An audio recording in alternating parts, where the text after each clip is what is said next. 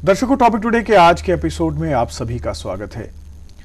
यूं तो हमारी रियासत में बहुत सारे रेफ्यूजीज़ हैं जिन्हें कि मुख्तलिफ नामों के साथ जाना जाता है। जैसे कि अगर हम देखें तो हमारे पास पीओके के रेफ्यूजीज़ हैं, हमारे पास छंब के रेफ्यूजीज़ हैं और इसके अलावा देखें तो वेस्ट पाकिस्तानी रेफ्यूजीज़ भी हमारे यहाँ पे हैं। SOS इंटरनेशनल एक ऐसी जमात है, एक ऐसी ऑर्गेनाइजेशन है जो कि पीओके रेफ्यूजीज़ के लिए काम कर रही है। इन सभी रेफ्यूजीज़ का एक इतिहास है और कई सालों से ये मुशक्क़त कर रहे हैं अपनी राइट्स के लिए, लेकिन अभी तक इन रेफ्यूजीज़ के साथ क्या कुछ हुआ है, हम SOS इंटरनेशनल के बारे में बात करेंगे जो कि पीओके रेफ्यूजीज़ के लिए काम करती हैं। हमारे साथ आज स्टूडियो में मौजूद हैं राजीव चुन्नी जी जो कि चेयरमैन हैं SOS इंटरनेशनल के। आपका हमारे स्टूडियो में स्वागत जी। प्रोग्राम की शुरुआत मैंने इसी बात से की कि मुख्तलिफ रेफ्यूजीज़ हैं जो हमारी रियासत में हैं और सभी का एक लंबा इतिहास है। आप काफ़ी लंबे समय से जो है वो जदोजहद करते आ रहे हैं अपने हकूक़ को लेकर, जो आपके राइट्स हैं उनको लेकर, लेकिन अभी तक सूरत हाल क्या है, सबसे पहले वो जानना चाहूँगा।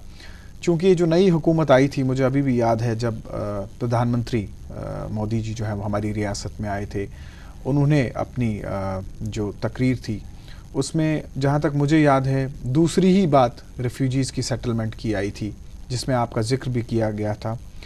12 लाख के आसपास आपकी तादाद है, जिसमें 10 लाख जो है वो लगभग जम्मू में हैं और उसके अलावा 2 लाख मुल्क के अन्य खित्तों में हैं।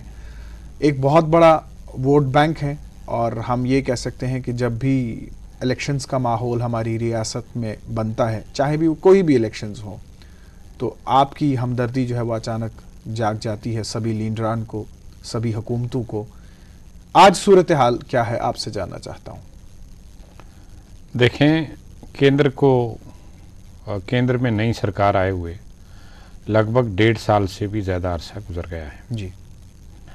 तो एक उम्मीद बंधी थी, चूँकि मोदी जी ने जब अपनी कैंपेन की शुरुआत की थी तो पहली रैली उन्होंने हीरानगर में की और सबसे पहला जिक्र हमारा हुआ और उसमें कहा गया कि अगर हमारी सरकार आती है तो पाक अधिकृत कश्मीर से आए जो विस्थापित हैं उनके साथ इंसाफ होगा, चूँकि वो काफ़ी देर से संघर्ष कर रहे हैं जी। लेकिन इसकी बुनियाद भी हमने डाल दी थी उनके आने से पहले। रियासत में उमर अब्दुल्ला साहब की सरकार थी और कांग्रेस उसमें शरीक थी। तो इस सरकार ने एक कैबिनेट द्वारा, सर्वसम्मत कैबिनेट द्वारा एक प्रस्ताव भेजा था जिसमें 25-25 लाख रुपया हर परिवार को मिलना था जी। इसके अतिरिक्त पूरे हिंदुस्तान के प्रोफेशनल टेक्निकल कॉलेज में हमारे बच्चों के लिए रिजर्वेशन होनी थी और तीसरा नौकरियों का एक पैकेज था जो आर्मी को छोड़कर बाकी जितनी भी फोर्सेस हैं उनमें 8,500 नौकरियों का प्रावधान था। ये पैकेज पहले ही जा चुका था मोदी जी के आने से पहले। तो एक बुनियाद जो थी वो हमने बना दी थी। मोदी जी को मात्र इतना करना था कि वो आते और जम्मू कश्मीर के इस कैबिनेट से जो प्रस्ताव उनके पास गया था उस पर वो काम करते और उस पर आगे हमारी सहायता करते जी। लेकिन इस 1.5 साल के अरसा में एक एक दिन हमें पता है हमने कैसे बिताया है, चूँकि उम्मीदें ज़्यादा बढ़ा दी गई थी हमारी मोदी जी द्वारा, शायद वोट बैंक को देखकर। तो हमने उनसे कहा, इनके प्रतिनिधियों से, कि क्या हो रहा है, ये देरी क्यों लग रही है। अब तो हमने बुनियाद डाल दी। एक जिद थी केंद्र की कि आप जो भी लेना चाहते हैं, आप चाहे आसमान के तारे मांग लीजिए, लेकिन जम्मू कश्मीर की कैबिनेट उसको भेजे, उसको मैंडेट होता है पूरी रियासत का, तो तब हम उस पर कुछ विचार करेंगे। इंडिविजुअल कोई मांगे उससे हम कोई गौर करने वाले नहीं हैं जी। तो जब सारी चीज़ें हो गई तो इन्होंने कहा देरी इसलिए लग रही है, हम सोचते हैं कि उमर अब्दुल्ला साहब ने आपके साथ एक मजाक किया है। 25 लाख रुपया कोई रकम नहीं होती, एक मजाक है। इतने अरसा हो गया आपको आए हुए, हम विचार कर रहे हैं कि आपको कम से कम 40-40 लाख रुपए की रकम मिले, क्योंकि उसके बाद एक पार्लियामेंट्री कमेटी बनी थी, वो भी जम्मू आई। तो इन्होंने सोचा कि उससे भी रिपोर्ट ले ली जाए। उसने उमर अब्दुल्ला साहब से भी आगे बढ़ के कहा कि इनको 30-30 लाख मिलना चाहिए और जो सिफारिश जम्मू कश्मीर की सरकार ने की है वो बिल्कुल सही है। तो हमारा केस और मजबूत हो गया, हमारी बुनियाद मजबूत हो गई, केस को विंडिकेट किया गया, विंडिकेट किया और मजबूत हो गया। लेकिन हम हैरान तब हुए कि 1.5 साल के अरसा के बाद जब मोदी जी जम्मू कश्मीर के दौरे पर आए, एक बहुत बड़ी उम्मीद बनाई हुई थी। तो यहाँ जब आते हैं तो 80,000 करोड़ का कुल पैकेज उन्होंने अनाउंस किया।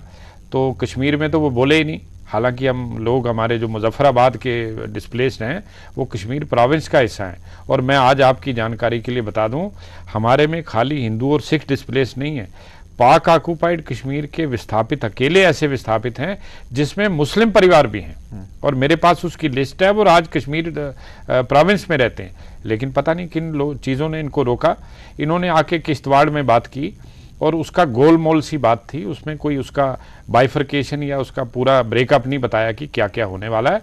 और फिर यहाँ के जो प्रतिनिधि थे, हमारे यहाँ के सांसद थे या हमारे जो प्रधानमंत्री कार्यालय में मंत्री हैं, उनको भी ये पता नहीं था कि आखिर रिफ्यूजीज के लिए इसमें कितना अंश है। ये तो बाद में चीफ मिनिस्टर साहब ने इस बात की घोषणा की, मुफ्ती साहब ने, कि इसमें मात्र 2,000 करोड़ रुपए आपके लिए आया है, जबकि उमर अब्दुल्ला की सरकार ने 9,096 करोड़ का प्रस्ताव भेजा था, जिससे हर परिवार को, उसमें चाहे 47 के लोग थे, चाहे 61 के थे, चाहे 65 के थे, इन सभी को 25-25 लाख मिलना था और पूरी रकम बैठती थी 9,096 करोड़। इन्होंने मात्र 2,000 करोड़ रुपया दिया। अब वो 2,000 करोड़ रुपया क्या चीज़ है? और मुफ्ती साहब उस पर कह रहे हैं कि ये आपकी फाइनल सेटलमेंट है। हालांकि फाइनल सेटलमेंट तो कोई वही आदमी कहेगा जिसको पूरी मुद्दे की जानकारी ना हो, क्योंकि जब तक पाक अधिकृत कश्मीर का फैसला नहीं हो जाता, हमारी फाइनल सेटलमेंट दुनिया में इस धरती पे कोई नहीं कर सकता। और फिर 25 लाख से आप 5 लाख पर आ गए, जबकि आप 40 लाख की बातें कर रहे थे। तो एक तरह से हमारे साथ धोखा हुआ है, हमारे साथ दगा हुआ है।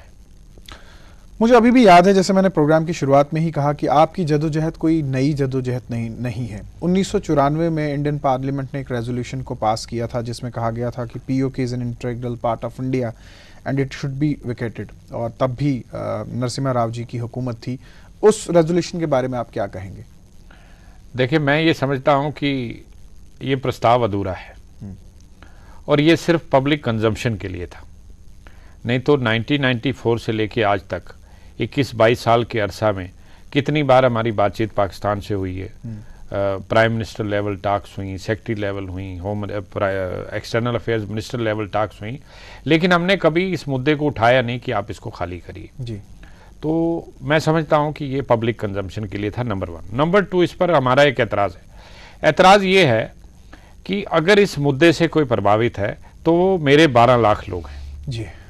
तो चाहिए ये था कि हिंदुस्तान का जो पार्लियामेंट है वो उस इलाके की भी बात करता और साथ ही साथ उन 12 लाख लोगों की भी बात करता जो वहाँ से विस्थापित हैं। भाई, जब तक हम उसको वापस नहीं लेते, 70 साल तो हो गए, अब और पता नहीं कितना अरसा लगेगा, तो आपको चाहिए था कि आप इसको कंप्लीट रेजोल्यूशन लाते, आप उसकी भी बात करते कि हम कैसे लेंगे और कहाँ से लेंगे और कब लेंगे। दूसरा, उन 12 लाख लोगों की भी आप व्यथा की बात करते जो आज दुखी हैं, अपनी गरीबी रेखा से नीचे का जीवन व्यतीत कर रहे हैं, आपने उसकी बात नहीं की। तो मैं समझता हूं कि आज तक जो कुछ भी केंद्र की सतह पर हुआ है, तो उन्होंने जम्मू कश्मीर को एक मजाक बना के रखा है।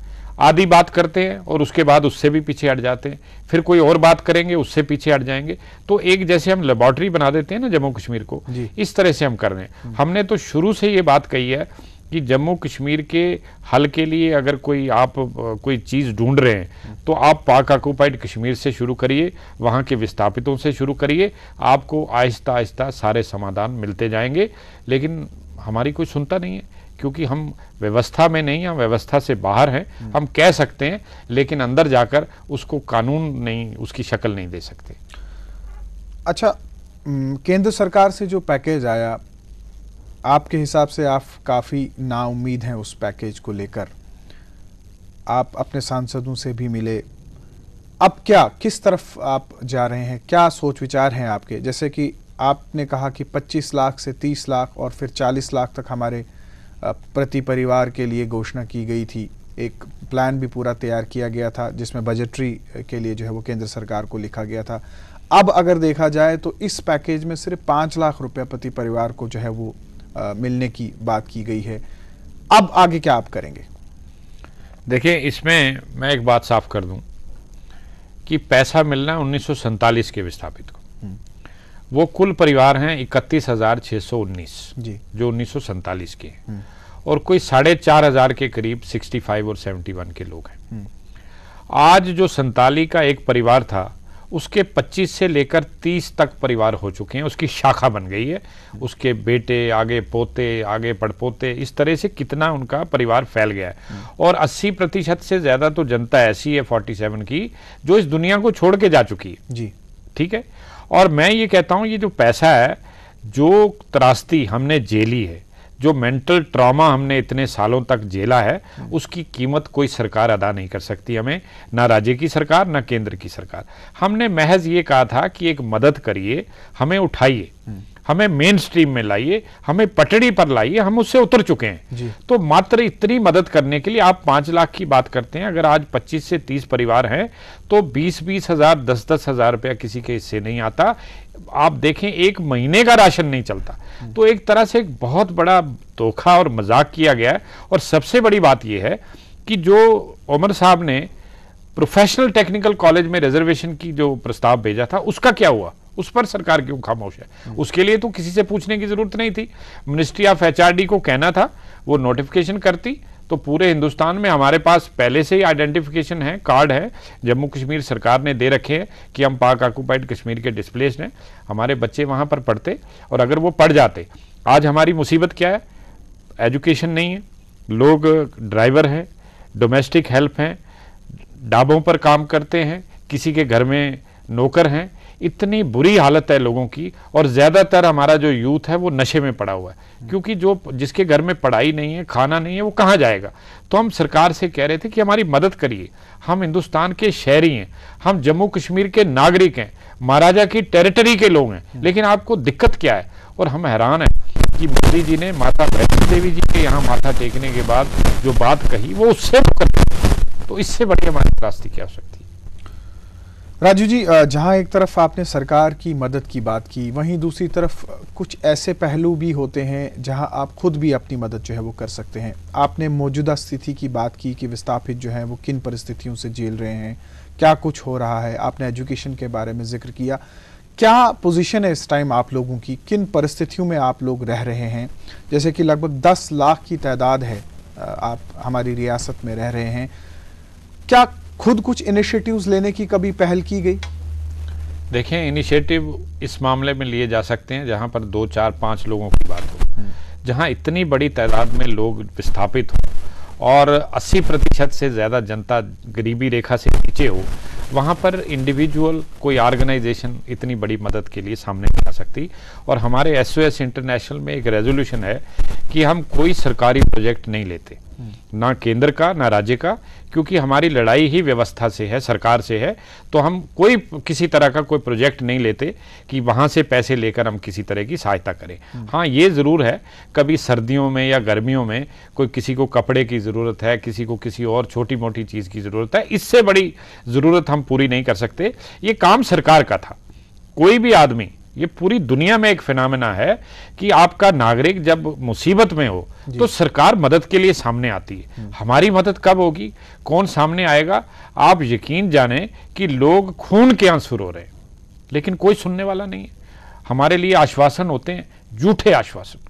और इस बार तो इतनी बड़ी उम्मीदें बनाई गई, शायद ठगना था हमें। एक बहुत बड़ा वोट बैंक है और मोदी जी ने शुरुआत ही हमसे की, और हमारे लोग तो इतने उत्साहित हो गए, कहने लगे कि अब तो पक्की बात है कि हमारा समाधान हो जाएगा, जो आज तक नहीं हुआ तो अब पक्का होगा।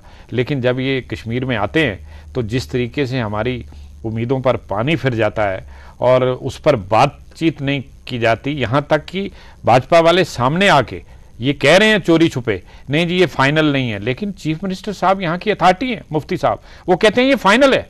और मुझे याद है जब यही मुफ्ती साहब होम मिनिस्टर थे तो इन्होंने हमारी फाइल ही क्लोज कर दी थी रेफ्यूजीज की। तो आज ये क्या सोचते हैं या क्या नहीं सोचते हैं, ये इनकी आपसी मामला है। लेकिन मैं कहता हूं आप जो मर्जी करिए, लेकिन मेरे लोगों को उनके मानव अधिकारों के हनन को रोकिए, उनके लिए कुछ करिए, नहीं तो ये लोग जो हैं ये इसी तरह से इस दुनिया से चले जाएंगे और बड़ी बुरी व्यवस्था में है। ये मैं देखता हूं क्योंकि रोज मेरा वास्ता इन लोगों से होता है। लेकिन बहुत सारे ऐसे लोग हैं जो भाजपा से ताल्लुक रखते हैं, वो तो वेलकम करते हैं इस पैकेज का। देखें, ये बड़ी स्वाभाविक बात है और ये आप ही के प्रश्न में आप ही का जवाब छुपा है कि जो लोग भाजपा से हैं तो वो भाजपा का समर्थन करेंगे, क्योंकि पार्टियों में ऐसा एक रहता है कि लोग, मैं तो साफ बात कहूँगा कि जो लोग पार्टियों में जुड़े रहते हैं वो एक बंधुआ मजदूर हैं, एक बॉन्डेड लेबरर हैं। जो पार्टी की नीतियां हैं उनको उसके मुताबिक चलना है। जब भी कभी वो पार्टी की इस नीति का विरोध करेंगे, लेकिन कि उसमें कुछ ऐसे भी लोग हैं जो आपके भी हमदर्द हैं, आपके खेमे में भी पाए जाते हैं। नहीं, ऐसा कुछ नहीं है। जो लोग, देखें, यहाँ पर एक स्पष्ट एक लाइन है कि जो लोग विरोध में खड़े हैं वो विरोध में खड़े हैं, और समर्थन कौन कर रहा है? मुट्ठी भर 5, 10, 20 लोग जो किराए के लोग हैं या किसी पार्टी के जो समर्थक हैं या सपोर्टर हैं। लेकिन मुझे ये बताएं, ये फैसला ना तो राजीव चूनी ने करना है, ना SOS इंटरनेशनल ने करना है, ये आम जनता ने करना है। हमने यहाँ जनता को बुलाया था, जम्मू में एक बहुत बड़ी रैली हुई थी। हमने पूछा कि मोदी जी आपको 5-5 लाख रुपया देना चाहते हैं, क्या आप लेंगे? उन्होंने कहा जी हमें 40 भी नहीं चाहिए जिसका ये हमें इतनी देर से आश्वासन दे रहे थे, हमें कम से कम वही दे दें जो राज्य की सरकार ने 25-25 लाख की बात की थी, क्योंकि कैबिनेट जो है उसको पूरी रियासत का मैंडेट हासिल है, और जब वो कहती है तो इसका मतलब पूरी रियासत कह रही है कि इनकी मदद होनी चाहिए। उससे ये पीछे क्यों हटे? लोगों ने ठुकरा दिया। हम राजौरी में थे इस इतवार को, राजौरी में मैंने लोगों से पूछा, वहां बहुत बड़ी तादाद है, सबने एक ही स्वर में कहा बड़े बड़े गरीब लोग हैं जिनके लिए आज भी 5 लाख रुपया एक संजीवनी बूटी की समान है, लेकिन वो कहते हैं भूखे मरना मंजूर है। हम कोई भीख नहीं मांग रहे, हम कोई खैरात नहीं मांग रहे, लेकिन हम तब तक नहीं मानेंगे जब तक हमें राज्य सरकार द्वारा जो प्रस्तावित पैसा है उतनी अमाउंट नहीं मिल जाती। और इसके अतिरिक्त जो 2 और मुद्दे हैं जिस पर हमारी प्रोफेशनल टेक्निकल कॉलेज की बात थी और हमारे लिए एक मुश्त जो नौकरियों का एक प्रस्ताव था, उस पर ये खामोश क्यों है? सामने आए, बात करें। छुपने वाली कौन सी बात है? वोट लिए हैं आपने पार्लियामेंट में हमसे वोट लिए, आपने असेंबली में हमसे वोट लिए, लेकिन अब आप कौन सा रूप दिखा रहे हैं? केंद्र की सरकार बनने के बाद क्या आपका कोई डेलीगेशन केंद्र के पास गया? क्या उनसे कोई मुलाकात हुई? या जैसे आपने अपने सांसदों का जिक्र किया जो आपके केस को प्लीड कर रहे थे, क्या इस पैकेज की घोषणा के बाद आपकी मुलाकात उनसे हुई? उनका क्या कहना है? देखें, मोदी जी की सरकार बनने के बाद, राज्य में तो बाद में बनी, हम फौरन बाद प्रधानमंत्री कार्यालय में मंत्री हैं डॉक्टर जितेंद्र सिंह जी, उनसे मिले, एक रेजोल्यूशन दिया जो मोदी जी के नाम था, होम मिनिस्टर के नाम था और पार्टी के इनके प्रेसिडेंट के नाम था, अमित शाह जी के, और बाकायदा उन्होंने आगे भेजा होगा। दूसरी बात, यहाँ हमारे जो माननीय सांसद हैं जुगल किशोर जी, उनको हमने प्रस्ताव दिया, उन्होंने भी भेजा होगा, स्वाभाविक बात है जी। अविनाश राय खन्ना जी जो इनके प्रभारी हैं जम्मू कश्मीर भाजपा के, उनको हम दिल्ली में मिले, उनको भी हमने रेजोल्यूशन दिया। तो ऐसी बात नहीं है कि केंद्र सरकार के सामने ये मुद्दा नहीं है जब से ये नई सरकार बनी है। उसके बाद जम्मू कश्मीर राज्य में भी इनकी सरकार बन गई। डॉक्टर निर्मल सिंह जी बड़े बाखूबी वाकिफ़ हैं हमारे मुद्दे से, कई बार इसी चैनल पर हमारी उनके साथ चर्चा हुई है, बड़ी बार पब्लिकली भी हमसे बात हुई है, तो सारी चीज़ें इनकी जानकारी में हैं। अब इनकी मजबूरी क्या है इस पर मैं कोई चर्चा नहीं कर सकता, ये इन्हें पता है, लेकिन हमारी मजबूरी ये है कि हम लोग उससे कम मानने वाले नहीं हैं, उससे अधिक हो जाए उसके लिए हम संघर्ष करेंगे, लेकिन हम मजाक के मूड में नहीं है कि कोई हमसे मजाक करे। जैसे कि मैंने प्रोग्राम में कहा कि इलेक्शंस के वक्त आपको जो है वो ज़बरदस्त आश्वासन दिलाया जाता है कि आपकी जितनी भी मांगें हैं उनको पूरा किया जाएगा, आपके जितने भी मसले हैं उनको एड्रेस किया जाएगा। फिर इलेक्शंस की बात हो रही है, चाहे वो हम ग्राउंड ज़ीरो की बात करें, उन इलेक्शंस की बात हो, फिर कैंपेन्स होंगी, फिर पार्टियां आपके पास आएंगी। क्या मैसेज लेते हैं आप, या क्या सीख अभी तक आपने ली है कि जब भी इलेक्शंस होते हैं हर पार्टी आपके पास आती है और आपको आश्वासन दिलाती है कि हम आपके सारे मसले जो हैं वो हल करेंगे, लेकिन आप हमारा साथ दीजिए? क्या सीख ली अभी तक आप? बहुत अच्छा सवाल है आपका। इसमें ऐसा है कि हमने हर बार धोखा खाया है, इसमें कोई शक नहीं, लेकिन अब हम इतना एजुकेट कर रहे हैं, उसका एक कारण भी है धोखा खाने का। हमारे लोग पढ़े लिखे नहीं हैं, मैं मेजॉरिटी की बात कर रहा हूँ, कुछ लोग होंगे जो अपनी मेहनत से पढ़े और बड़ी आगे निकल गए, ये तो सारे समाज में होता है। लेकिन हमारे यहाँ क्या था कि जब हमारी गाड़ी पटड़ी से उतरी, विस्थापित होने के बाद सड़क पर आ गए, तो उसके बाद किसी ने संभाला नहीं। तो लोग दाएं बाएं बिखर गए, तो उनको पता ही नहीं था इस दुनिया में क्या हो रहा है। तो अब हम लोगों को एजुकेट कर रहे हैं, जहाँ भी हमारी तो अब मंथली रैलीज होती हैं, हर महीने एक रैली होती है, चाहे जम्मू में हो चाहे रजौरी में हो। इस तरीके से हम लोगों को एक बात समझा रहे हैं कि आपके पास एक बहुत बड़ी ताकत है, आपके पास ताकत है आपके वोट की, और उसी वोट बैंक की वजह से मोदी जी ने हीरानगर में आपके लिए बात की, और बाद में वो मुकर गए क्योंकि उन्होंने वही परिपाटी अपनाई जो पहले नेता अपनाते रहे। तो आप कम से कम इस बार ये करिए कि आगे आने वाले चुनावों में जो भी चुनाव हों, हम तो कोई सियासी संगठन है नहीं, गैर सियासी हैं, कम से कम इतना जरूर मत बनाइए कि जो लोग आपको दगा देते हैं, धोखा देते हैं, कम से कम उनको ये पता लगे कि ये लोग और ज्यादा ठगे नहीं जा सकते। इनको अब ये पता लग गया कि हमारे हित में क्या है और हमारे खिलाफ क्या है। राजीव जी, प्रोग्राम के आखिर में आपसे ये जानना चाहूँगा कि जैसे आपने जिक्र किया कि इलेक्शंस में लोग जो है वो आपके पास आते हैं, आपको आश्वासन दिलाते हैं। आज प्रोग्राम करने का मकसद ये है कि आपकी आवाज़ जो है वो पहले जनता तक पहुँचे, फिर सरकार के उन प्रतिनिधियों तक पहुँचे जो सरकार के साथ जुड़े हैं, राज्य सरकार तक पहुँचे, और फिर आपकी ये बात जो है वो केंद्र सरकार तक भी पहुँचे। क्या कहना चाहेंगे आप सरकार के उन लोगों से, उन सांसदों से जो आपके पास वक्तन फवक्तन आते हैं, जब उन्हें आपकी ज़रूरत होती है, क्या याद दिलाना चाहेंगे आप उन्हें? देखिए, जो इससे पहले कि मैं उनको कुछ कहूँ, मैं ये ज़रूर कहना चाहूँगा कि जो लोग जीत जाते हैं वो काफ़ी कुछ भूल जाते हैं।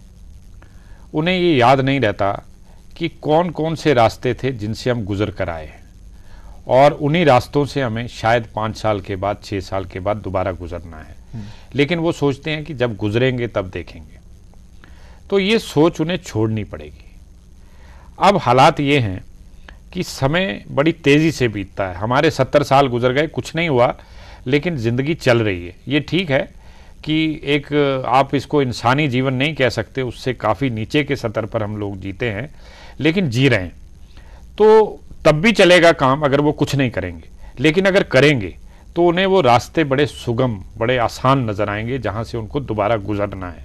अगर वो ऐसा नहीं करेंगे तो वो रास्तों में कांटे भी बिछाए जा सकते हैं, उनको वो चुभ भी सकते हैं, और वो दोबारा उस रास्ते पर, उस मंजिल तक पहुंचना उनके लिए मुश्किल हो जाएगा। तो मैं एक अपील करना चाहूँगा आपके चैनल के माध्यम से कि ये एक इंसानी मसला है, इसको राजनीति से ऊपर उठकर हल करना चाहिए। मुझे नहीं पता कि मोदी जी को कौन सलाह दे रहा है। हमें किसी ने कहा कि यहाँ से वहाँ से सलाह आ रही है, इतना ना दीजिए, कम ना दीजिए, ये करिए। जो कोई भी उनको सलाह दे रहा है, मैं समझता हूँ कि गलत सलाह दे रहा है। उनको अपने दिल की, अपने मन की बात सुननी चाहिए कि मैंने कहा क्या था और मुझे वो करना है। क्योंकि जब आदमी कहा हुआ पूरा ना करे तो उसकी क्रेडिबिलिटी पे कहीं ना कहीं दाग आता है। तो मेरा ये एक मैं आपके माध्यम से ये कहना चाहूँगा, उनसे अनुरोध करना चाहूँगा कि आप एक काम करिए कि इन लोगों के लिए आप सियासत से ऊपर उठकर इंसानी तौर पर मदद करिए। ये इंसान है, इनकी मदद होनी चाहिए। और पिछले कितने सालों से हम मानव अधिकारों के इनका हनन कर रहे हैं, जाने में या अनजाने में। तो मेरा आपके इस चैनल के माध्यम से इन लोगों को अपील है कि अभी भी कुछ नहीं बिगड़ा, आप संभल जाइए। जो प्रस्ताव राज्य सरकार ने भेजा था, भाई साहब कम से कम उतना ही कर दीजिए। आप ज़्यादा जो हमसे 1.5 साल तक लारा लगाते रहे उसको छोड़ दीजिए, ताकि इन लोगों को अपने जीवन यापन में जो इनकी मुसीबतें हैं वो कम हो सकें, ये भी दोबारा ज़िंदगी में, जीवन में लौट सकें, और इनको भी पता लगे कि हमने एक इंसान का जीवन जिया है, ना कि जानवर की तरह जीकर हम इस दुनिया से चले गए हैं। मेरी बस इतनी अपील है इन लोगों से। राजू जी, हम यही उम्मीद करते हैं कि जो मकसद था प्रोग्राम का कि आपकी बात जो है वो सरकार तक पहुंचे। हम उम्मीद करते हैं कि आपको सुनने के बाद आपकी चिंता की तरफ जो है वो ज़रूर ध्यान दिया जाएगा। आपने अपना कीमती वक्त निकाला, हमारे स्टूडियो में आए, आपका बहुत बहुत शुक्रिया। धन्यवाद। ये थे राजीव चुन्नी, जो कि चेयरमैन है SOS इंटरनेशनल के, और प्रोग्राम का मकसद यही था कि जो इनके साथ वादे किए गए हैं वक्तन फवक्तन, चाहे वो इलेक्शंस का वक्त हो, इलेक्शन से पहले का वक्त हो या उसके बाद का वक्त हो, इन्हें हमेशा आश्वासन दिलाया गया कि आपकी भरपूर मदद की जाएगी, आपके जो मसाइल हैं उनको सुना जाएगा, उन्हें एड्रेस किया जाएगा। लेकिन लगभग 1.5 साल का वक्फा बीतने के बाद भी अभी इनके मुश्किलात जो है वो बिल्कुल वैसे ही हैं जैसे आज से पहले हुआ करती थी। तो हम उम्मीद करते हैं कि सरकार तक हमारी ये बात और इनकी ये बात जो है वो पहुंच गई होगी। टॉपिक टुडे के आज के अंक में इतना ही। कल होगी आपसे फिर मुलाकात। इजाज़त दीजिए। आदाब।